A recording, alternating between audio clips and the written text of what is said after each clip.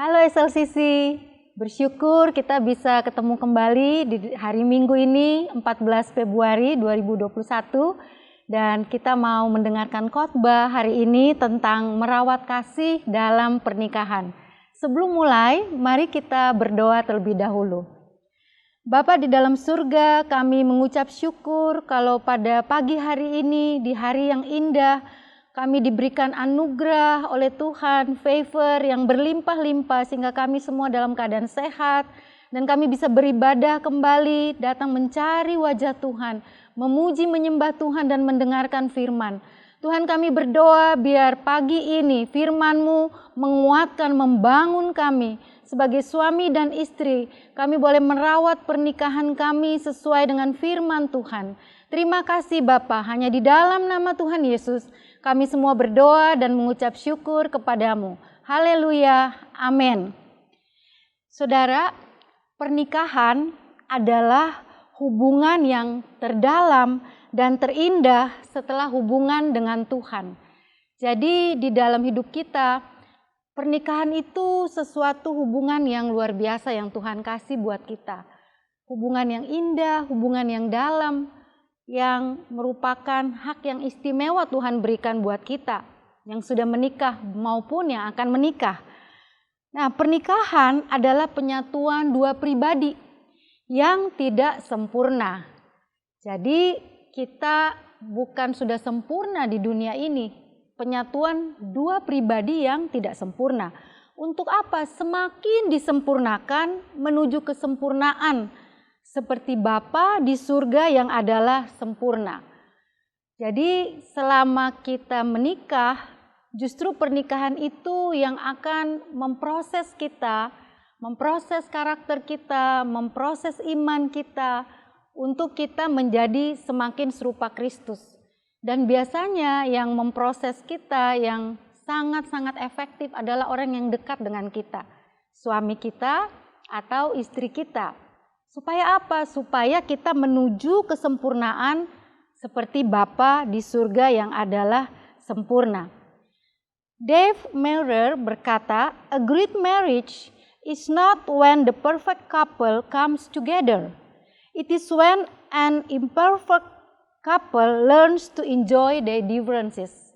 Artinya pernikahan yang hebat itu tidak terjadi ketika pasangan yang sempurna bersatu, tetapi ketika pasangan yang tidak sempurna belajar menikmati perbedaan mereka.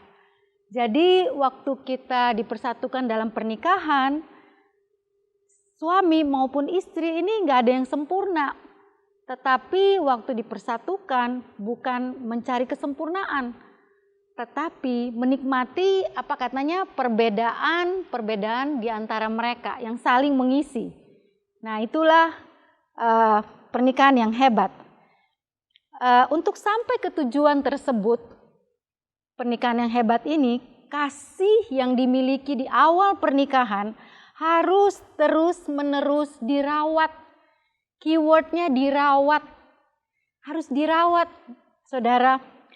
Kasih yang tidak dirawat akan mengalami penurunan, decrease, bahkan mencapai titik nol, bahkan menjadi minus kalau kasihnya tidak dirawat. Ya, di samping saya ini ada kaktus yang kecil, ini beneran kaktus hidup ya. Nah, kaktus ini supaya dia bisa bagus tumbuhnya, dia bisa subur dan baik, maka saya perlu merawat kaktus ini. Jadi saya perlu nyiram ya kaktus ini dengan air. Lalu di sini ada matahari setiap hari mungkin untuk didapatkan dari kaktus ini. Kalau misalnya ada hama atau ada hal yang gak baik, saya buang dari pot kaktus ini supaya dia bisa tumbuh dengan subur. Dia perlu dirawat. Nah, seperti itulah pernikahan kita, saudara semua. Kita perlu merawat pernikahan kita. Kita perlu menjaga pernikahan kita dari sejak kita menikah. Nah, kasih yang sangat kuat semasa pranikah, waktu kita belum menikah, kita bertemu, ya, kita sangat sayang gitu ya, kuat sekali kasihnya ya, biasanya kasih eros yang sangat kuat.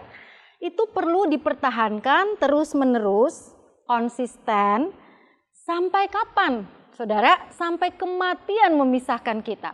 Jadi goalnya itu panjang, sampai kematian memisahkan kita. Jadi pernikahan itu nggak main-main. Pernikahan itu bukan sebentar.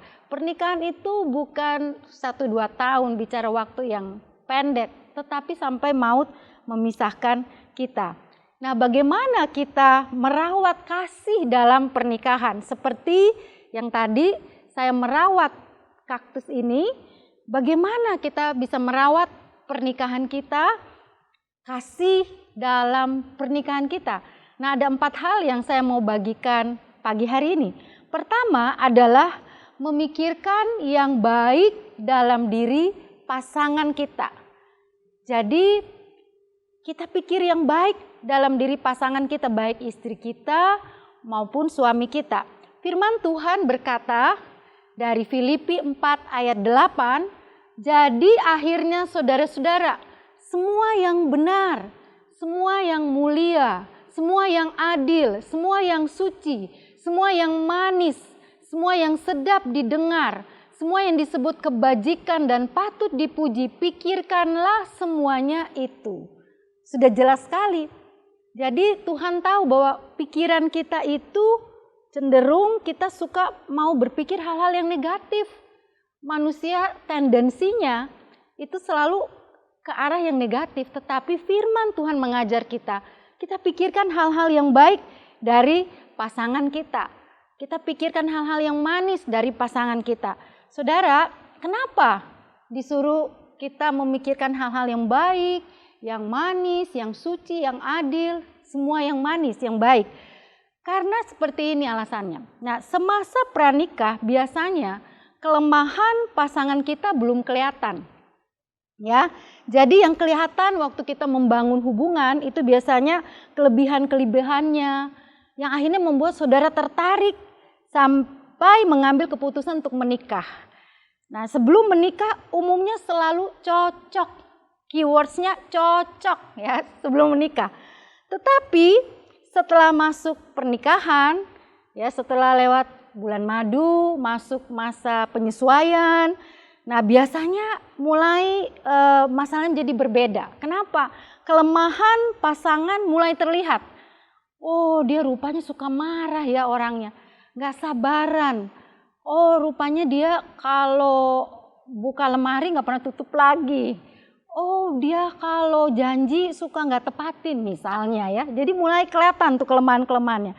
Nah, kelemahan yang tidak dikelola dengan baik akhirnya membawa pasangan menjadi cekcok. Keywordsnya cekcok. Kalau tadi cocok, sekarang cekcok. Ini masa-masa penyesuaian. Nah, biasanya orang menikah itu fase bulan madu 1-2 tahun, lalu masa-masa penyesuaian di tahun kedua sampai tahun kelima, lalu menjadi stabil dan ada emptiness di usia pernikahan 20 tahun di mana anak-anak udah menikah meninggalkan suami istri. Nah, masa-masa penyesuaian ini yang begitu sangat penting. Jadi di sini kita pikirkan, diajarkan oleh firman Tuhan hal-hal yang baik dari pasangan kita. Misalnya sebagai suami kita pikirkan istri kita, wah dia istri yang rajin mengurus rumah tangga. Ya, dia beresin rumah, memasak, menyediakan makanan buat keluarga setiap hari. Ada istri-istri yang rajin bekerja, membuat kue, makanan, menjual untuk mendapatkan penghasilan tambahan. Lalu dia juga istri yang sering mengingatkan saya untuk doa. Dia suka nanya, udah baca firman belum? Dia ingatkan saya untuk ibadah. Nah, coba kita mulai list hal-hal yang baik yang ada di istri kita. Orangnya suka senyum, ramah, lemah lembut. Ada banyak hal yang baik di istri kita. Nah, sebaliknya ibu-ibu semua, kita pikir hal-hal yang baik dari suami kita. Oh, suami saya orang bertanggung jawab. Suami saya dia mencari penghasilan, mencukupkan keluarga walaupun dia harus bekerja keras. Suami saya mendengarkan kalau saya curhat. Suami saya menolong dan memberi semangat kalau saya mengerjakan sesuatu. Saya baru dalam beberapa minggu yang lalu sedang menyelesaikan disertasi saya untuk ujian tahap kedua dan harus dikumpul 29 Januari. Saya merasakan support yang luar biasa dari suami saya ya. Dia mendoakan, dia menemani, dia menguatkan, ayo semangat Ted gitu. Itu suatu support yang luar biasa. Nah, mungkin saudara juga ngalamin ya ketika suami saudara menguatkan, waktu saudara harus melakukan sesuatu, bekerja, atau melakukan pekerjaan rumah tangga, atau merawat anak, mendidik anak, dan sebagainya. Nah, coba kita pikirkan hal-hal yang baik. Nah, saya mau saudara untuk action lebih praktis, coba saudara catat 5 hal yang baik dalam diri pasangan Anda dan renungkan itu. Lalu setelah khotbah ini, hari ini, coba saudara cerita sama pasangan saudara. Jadi suami ngomong ke istri, atau istri ngomong ke suami 5 hal yang baik yang saudara lihat di pasangan saudara. Nah, ini lalu bersyukur kepada Tuhan untuk pasangan saudara. Jadi kalau kita ada waktu untuk merenung, berpikir, lalu kita kasih kata-kata itu kepada pasangan kita, itu indah sekali ya. Itu membuat pernikahan kita seperti kita lagi menyiram air ini ke tanaman. Kita lagi merawat kasih dalam pernikahan kita. Nah, kemudian yang kedua tidak menyimpan kesalahan tetapi selalu memberi pengampunan. Saudara, dalam kita berkeluarga, membangun hubungan suami dan istri, itu nggak selalu tuh mulus. Pasti ada banyak kesalahan-kesalahan yang kita buat. Baik kesalahan istri maupun kesalahan suami, ada banyak hal-hal yang namanya kita manusia yang tidak sempurna, pasti ada banyak kesalahan. Nah, disinilah kita mau tidak menyimpan kesalahan, tapi memberi pengampunan. Mengampuni sampai kapan? Sampai berapa kali? Kita tanya gitu ya. Firman Tuhan berkata Matius 6, 14-15, saya bacakan. Karena jikalau kamu mengampuni kesalahan orang, Bapamu yang di sorga akan mengampuni kamu juga. Perhatikan ya. Tetapi jikalau kamu tidak mengampuni orang, Bapamu juga tidak akan mengampuni kesalahanmu. Ini udah jelas. Jadi pengampunan itu adalah satu hal yang harus kita lakukan sebagai anak Tuhan. Kenapa? Karena Bapa juga mengampuni kesalahan kita. Jadi kita juga mengampuni kesalahan pasangan kita. Lalu ada pertanyaan, sampai berapa kali kita harus mengampuni? Aduh Bu, dia tuh sering sekali nyakitin hati saya. Ya mungkin ibu-ibu curhat nih atau bapak-bapak, istri saya tiap hari bikin salah. Sampai berapa kali? Nah, firman Tuhan berkata, kemudian datanglah Petrus dan berkata kepada Yesus, Tuhan, sampai berapa kali aku harus mengampuni saudaraku jika ia berbuat dosa terhadap aku? Sampai 7 kali. Lanjut. Yesus berkata kepadanya, bukan. Aku berkata kepadamu bukan sampai 7 kali, perhatikan, melainkan sampai 70 kali 7 kali. Maksudnya apa ini? Apakah itu kita mengampuni hanya nominalnya 490 karena 70 kali 7 490? Bukan saudara, itu bukan artinya. Arti di sini adalah pengampunan itu unlimited. Jadi tanpa batas. 70 kali 7 itu pengertiannya adalah pengampunan yang tanpa batas. Jadi seberapa banyak dia salah sama kita, harus kita ngampunin. Bagaimana bisa? Bisa karena pengampunan adalah suatu keputusan, bukan perasaan. Jadi kalau saudara bilang, aduh saya nggak bisa Bu ngampunin istri saya nggak bisa ngampunin suami saya, perasaan saya disakitin. Pengampunan bukan berbicara mengenai perasaan, tapi pengampunan adalah satu keputusan yang saudara ambil. Saya mengambil keputusan hari ini, saya mau mengampuni dia. Maka saudara akan bisa mengampuni. Karena Tuhan Yesus yang menolong saudara mengampuni pasangan saudara. Pribadi yang memberikan pengampunan bukanlah pribadi yang kalah. Justru sebaliknya adalah pribadi pemenang. Jadi kalau saudara mau menjadi seorang pemenang, selalulah memberikan pengampunan. Karena bukan pribadi yang kalah ketika saudara mengampuni, tapi adalah pribadi yang menang. Nah, yang ketiga, apa yang harus kita lakukan untuk merawat kasih dalam pernikahan kita? Menjalankan peran seperti yang telah Tuhan tetapkan. Merawat kasih dalam pernikahan dapat dilakukan dengan baik bila pasangan, suami maupun istri mengerti peran yang telah Tuhan tetapkan untuk suami dan istri. Dan kita punya guideline, yaitu Alkitab. Di sini ada semua tertulis, tercatat dengan jelas apa peran suami dan apa peran istri. Nah, kita akan lihat yang pertama peran suami. Suami sebagai imam di dalam keluarga. Suami bertanggung jawab sebagai representatif Allah dalam keluarga, menghadirkan Tuhan dalam keluarga. Itu peran sebagai imam. Apalagi dia memimpin ibadah dalam keluarga, seperti memimpin mesbah keluarga, dia menjaga istri dan anak-anaknya supaya membaca firman, berdoa, hal-hal yang rohani, ini sebagai imam. Nah, selain itu firman Tuhan juga berkata, Efesus 5, 25, 28, "Hai suami, kasihilah istrimu, sebagaimana Kristus telah mengasihi jemaat dan telah menyerahkan dirinya baginya. Demikian juga suami harus mengasihi istrinya sama seperti tubuhnya sendiri. Siapa yang mengasihi istrinya mengasihi dirinya sendiri. Bagaimanapun juga bagi kamu masing-masing berlaku, kasihilah istrimu seperti dirimu sendiri. Dan istri hendaklah menghormati suaminya." Jadi suami mari engkau mengasihi istrimu seperti Kristus mengasihi jemaat. Waktu engkau menjadi imam keluarga, engkau mengasihi istrimu, engkau mengasihi juga anak-anakmu. Engkau terima keadaan istrimu, engkau mendengarkan curhat istrimu, engkau menghargai waktu-waktu engkau berikan buat istrimu. Maka ini adalah hal yang baik. Saudara, ada perbedaan antara pria dan wanita. Wanita itu biasa dalam sehari bisa berbicara 20.000 kata. What? Ya 20.000. Tetapi pria hanya 7.000 kata. Jadi kalau dari sini kita melihat memang wanita itu dia mau didengarkan. Ya mungkin bapak-bapak suami pulang kantor, istrinya banyak mau cerita. Dengarkanlah istrimu. Kadang-kadang dia nggak butuh solusi. Dia nggak mengharapkan solusi dari apa yang dia cerita. Dia butuh didengarkan. Didengarkan dengan kasih dan empati dari suaminya. Kasih waktu mendengarkan istrimu. Nah, kemudian peran kedua, suami sebagai nabi. Jadi yang pertama sebagai imam, yang kedua sebagai nabi. Dia mengerti kehendak Allah melalui hubungan yang intim dengan Tuhan.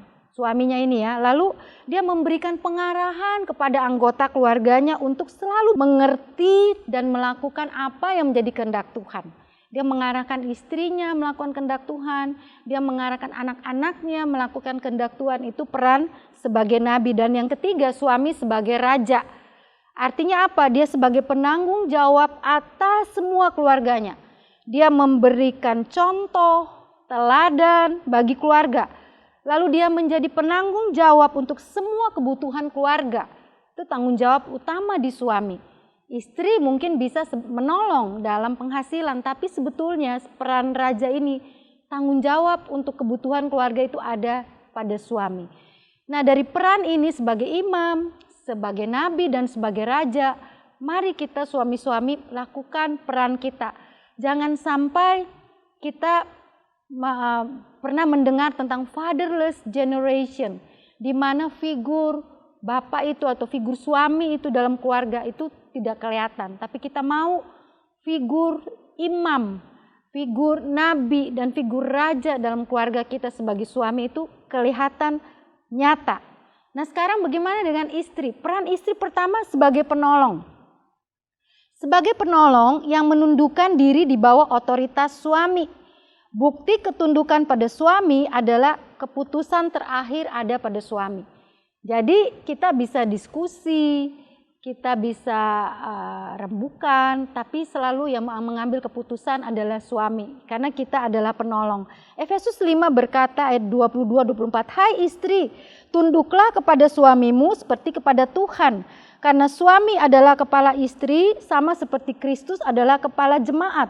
Dialah yang menyelamatkan tubuh. Karena itu sebagaimana jemaat tunduk kepada Kristus, demikian jugalah istri kepada suami dalam segala sesuatu." Jadi istri-istri jangan tanduk suamimu, tetapi tunduk kepada suamimu dengan pengabdian. Ini ayat firman Tuhan ini, istri yang tunduk kepada suaminya adalah istri yang tunduk pada otoritas yang ada di atas suami, yaitu Kristus sebagai kepala keluarganya. Jadi mari kita menundukkan diri dengan pengabdian kepada suami kita, sehingga suami kita bisa punya peran yang tadi kita sudah bahas. Nah, pria-pria ini membutuhkan respect, membutuhkan penghargaan. Mari istri-istri kita menghormati suami kita. Waktu kita berbicara kepada suami juga dengan penghormatan. Tidak membentak-bentak, berteriak-teriak, tapi kita menghargai suami kita. Nah, saya sering melihat kalau fungsi-fungsi ini terbalik ya di dalam keluarga. Jadi harusnya suami sebagai kepala, istri tunduk. Terbalik, istri sebagai kepala, suaminya tunduk sama istrinya. Biasanya ini nggak akan bagus di keluarganya. Jadi di keluarga itu ya nggak akan maksimal melakukan kehendak Tuhan dalam hidup mereka. Tetapi kalau peran suami sebagai kepala, istri sebagai penolong tunduk, anak-anak tunduk, ini akan kelihatan keluarga ini akan sangat maksimal menjadi garam dan terang. Keluarga ini kurang masalah, ya. Mereka betul-betul bisa mengalami kepenuhan, fullness in life, karena mereka mengikuti guideline yang ada di Alkitab. Karena itu mari kita semangat, kita mau melakukannya. Yang kedua, istri sebagai pendamping. Katanya begini ya, Allah menciptakan wanita dari tulang rusuk Adam, agar wanita sebagai istri selalu dekat di hati suami. Dekat di hati suami. Tidak diambil dari tulang kaki untuk menginjak, ya. Kemudian tidak diambil dari tulang tangan untuk memukul. Jadi kita nggak boleh ada kekerasan dalam KDRT, dalam rumah tangga. Tangan ini bukan untuk memukul, tapi tangan ini untuk mendoakan dan mengasihi. Juga tidak diambil dari tulang kepala untuk memerintah suaminya, tetapi diambil dari tulang rusuk yang dekat dengan hati. Jadi istri-istri kita adalah pendamping, kita ada di samping suami kita. Mari kita memberikan kita penolong dan pendamping. Menolong suami kita dalam situasi pandemi ini. Mungkin suami kita stres, mungkin suami kita nggak mencapai target, mungkin suami kita kena COVID, orang tuanya meninggal, mungkin suami kita ngalamin banyak hal di PHK dan sebagainya. Mari kita jangan banyak menuntut, tapi kita menguatkan, kita mendorong, kita mendoakan suami kita. Kita menghargai dia walaupun mungkin penghasilan dia sekarang nggak banyak karena terdampak COVID. Tapi dia tetap kepala keluarga, dia imam, dia raja, dia nabi dalam keluarga kita. Kita didik anak-anak kita untuk menghargai papanya, untuk sopan sama papanya, hormat sama papanya. Ini yang Tuhan mau sebagai penolong dan pendamping. Nah, yang terakhir adalah memelihara kesatuan suami istri. Firman Tuhan berkata, jika dua orang daripadamu di dunia ini sepakat, keywordsnya sepakat, meminta apapun juga, permintaan mereka itu akan dikabulkan oleh Bapakku yang di surga. Matius 18 ayat 19. Jadi kata sepakat. Nah, coba kita lihat gambar sebelumnya. Di mana? Nah, ini saya sengaja pilih gambar ini. Bapak, Ibu, Saudara, kalau saudara sepakat berdoa bareng gitu ya. Baik itu pagi hari, malam hari mau tidur, saudara ambil waktu berdoa berdua nih, sepakat suami istri. Maka Tuhan akan memberikan mujizat dalam hidupmu. Ini kami banyak ngalamin hal-hal seperti ini. Berdoa sepakat meminta. Jadi ini kesepakatan, ada kuasa kesepakatan yang luar biasa. Jika siapakah di dalam dunia ini dua orang yang dapat paling sepakat? Suami dan istri. Ini bisa paling sepakat, sehati, sejiwa, sepikir, seperasaan. Ketika suami dan istri sepakat, ada berkat yang besar, yakni apa saja mereka doakan, Tuhan akan mendengar pergumulan-pergumulan doa dari suami dan istri yang sepakat. Nah, saya mau menyimpulkan summary dari khotbah hari ini. Pertama, pernikahan adalah penyatuan dua pribadi yang tidak sempurna. Untuk semakin disempurnakan menuju kesempurnaan seperti Bapa di surga yang adalah sempurna. Kasih yang dimiliki di awal pernikahan perlu terus-menerus dirawat oleh pasangan suami istri. Kasih yang tidak dirawat akan mengalami penurunan, mencapai titik nol bahkan minus. Kasih yang sangat kuat semasa pranikah perlu dipertahankan terus-menerus sampai kematian memisahkan. Ini dalam kekristenan sungguh-sungguh Tuhan mau. Dan pernikahan perlu dirawat dengan melakukan, pertama, memikirkan yang baik dari diri pasangan, tidak menyimpan kesalahan tetapi selalu memberi pengampunan, menjalankan peran sebagaimana yang Tuhan tetapkan, dan memelihara kesatuan suami istri. Kiranya saudara semua diberkati pada hari ini. Mari kita tunduk kepala dan berdoa.